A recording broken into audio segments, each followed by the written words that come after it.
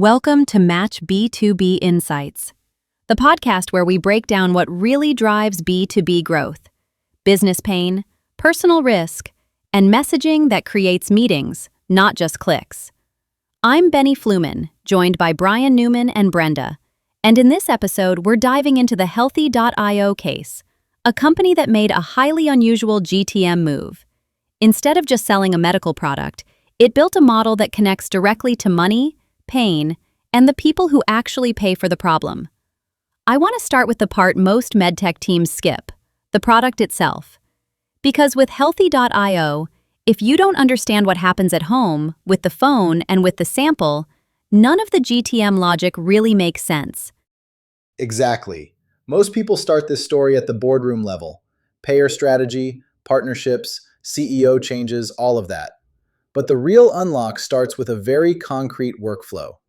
Healthy.io's Minuteful Kidney Test is an at-home urine test. The patient collects a urine sample at home, uses a smartphone camera with app guidance to process the test, and then gets a result that can be routed into care. That matters because it shifts kidney screening from a clinic event to a patient routine. And that phrase, patient routine, is doing a lot of work. Because this isn't just telehealth for labs. It's not a video visit in a PDF. It's a diagnostic workflow that starts at home and still ends in clinical action. Right, and the FDA-cleared piece is critical here. By early 2024, Healthy.io had FDA clearance for the Minuteful Kidney Test, the first smartphone-based at-home urine test cleared for home use. So now we're not talking about a wellness gadget. We're talking about a regulated diagnostic workflow designed to detect risk earlier before the patient ends up much later in a more expensive stage of kidney disease. So let me try to explain it back. The product story is not, we made kidney testing digital.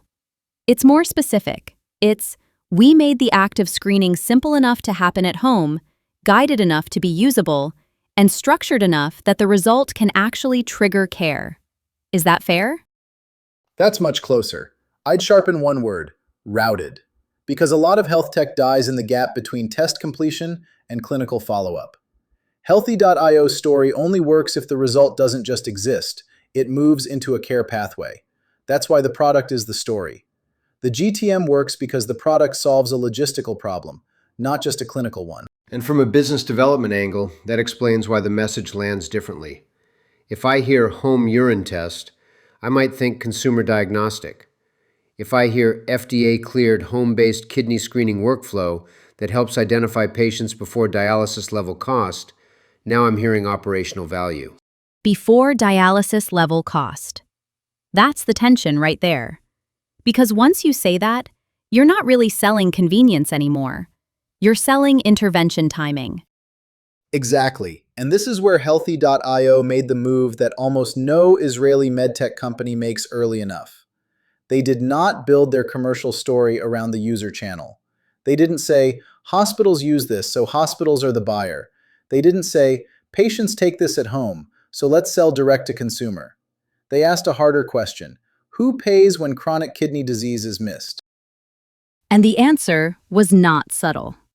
Medicare spends $114 billion a year on chronic kidney disease. $114 billion. That's the number that changes the room. And when you say 114 billion, the obvious follow-up is, who inside an organization actually feels that number? Because payer sounds neat on a slide, but in real life it's fragmented. Correct. Payer is not a buyer. It's a system of buyers. Population health leaders care because undetected CKD means worse outcomes across a member base. Medical directors care because the screening model has to make clinical sense and fit standards of care. Finance cares because late detection is expensive. Procurement cares because eventually this becomes a vendor decision with terms, risk, implementation, and compliance. Same product. 4 different internal conversations. Which is where a lot of founders get lazy, honestly. They think one deck is enough. But the population health person is not buying the same thing as procurement, even if the contract is the same contract. Yes, and this is where enterprise selling gets very unromantic very fast. United Healthcare, Humana, Blue Cross Blue Shield, Clover Health. Those names matter because they tell you Healthy.io wasn't chasing applause. They were chasing institutions with both budget and pain. The user was the patient. The economic buyer was the payer. Huge difference. And a very practical one. Hospitals may appreciate the technology, but hospital sales cycles in medtech can drag for 18 months or more. Consumers may like convenience, but acquiring them out of pocket is expensive, and many won't pay for a test they think their physician should order. Healthy.io stepped around both traps.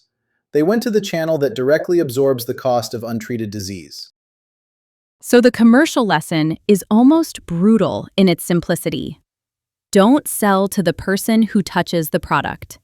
Sell to the organization that bleeds when the problem continues. Exactly.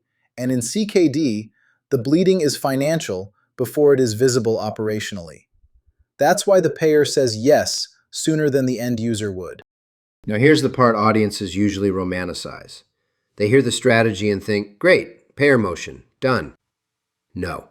This only works if you can repeatedly reach the right people in the right accounts, build enough credibility to stay in the conversation, and survive a long, layered contract cycle. Strategy is the first 10%. The layered contract cycle piece is important. Because one meeting with a medical director is not progress if finance never sees the model, and procurement never validates the vendor, and nobody internally champions rollout. Exactly. Success here is not, we got a meeting. Success is a system. Targeted account selection, stakeholder mapping inside each payer, repeated outreach, not one-shot outreach, assets that create trust, clinical proof points, implementation logic, outcome framing. Then disciplined follow-up long enough to keep momentum while the buyer organization moves at buyer speed. And buyer speed in healthcare can be painfully slow. Which is why I think the January 2024 CEO move is interesting, but not for the headline reason.